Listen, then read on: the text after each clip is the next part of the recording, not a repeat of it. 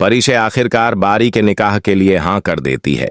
वह भावुक होकर बारी से कहती है कि अब वह उसके बिना नहीं रह सकती। उसने खुद को बहुत समझाने की कोशिश की, लेकिन अब उसे एहसास हो गया है कि उसकी असली खुशी सिर्फ बारी के साथ है। यह सुनकर बारी की खुशी का ठिकाना नहीं रहता। वह तुरंत उसका हाथ पकड़कर वादा करता है कि अब कभी उसे अकेला नहीं छोड़ेगा और हर मुश्किल में उसके साथ खड़ा रहेगा। तभी बारी के वालिद वहां पहुंचते हैं। उनके चेहरे पर पछतावा साफ दिखाई दे रहा होता है। वह परिशे से माफी मांगते हुए कहते हैं कि उन्होंने हमेशा उसे उसकी औकात से तौला और उसके दिल की अच्छाई को नहीं समझा। वह मान लेते हैं कि उनके घमंड की वजह से उनका बेटा उनसे दूर हो रहा था। परिशे मुस्कुराकर उन्हें माफ कर देती है और कहती है कि गलती का एहसास हो जाना ही सबसे बड़ी बात है। इसके बाद दोनों परिवार इस रिश्ते को खुशी खुशी कबूल कर लेते हैं। घर में जश्न का माहौल बन जाता है। निकाह की तारीख तय हो जाती है और हर तरफ खुशियां फैल जाती हैं। घर रोशनियों और फूलों से सजाए जाते हैं।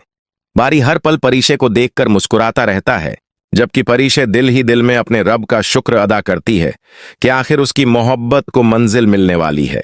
फिर निकाह का दिन आ जाता है। पूरा हॉल फूलों और लाइटों से जगमगा रहा होता है।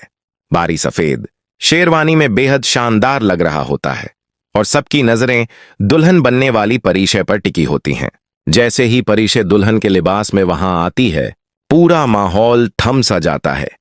वह किसी ख्वाब जैसी खूबसूरत लग रही होती है और बारी की आंखों में उसके लिए मोहब्बत साफ दिखाई दे रही होती है। लेकिन तभी अचानक अनाया वहां पहुंच जाती है। परिशे को दुल्हन के रूप में देखकर उसके चेहरे का रंग उड़ जाता है। वह गुस्से और जलन से भर जाती है। अनाया चीखते हुए कहती है कि यह शादी नहीं हो सकती। वह दावा करती है कि बारी सिर्फ उसका था और अगर उसने परिशे से शादी की तो वह उसकी बहन मिनहाल की जिंदगी बर्बाद कर देगी। उसकी बातें सुनकर वहां मौजूद सभी लोग हैरान रह जाते हैं और खुशी का माहौल अचानक तनाव में बदल जाता है।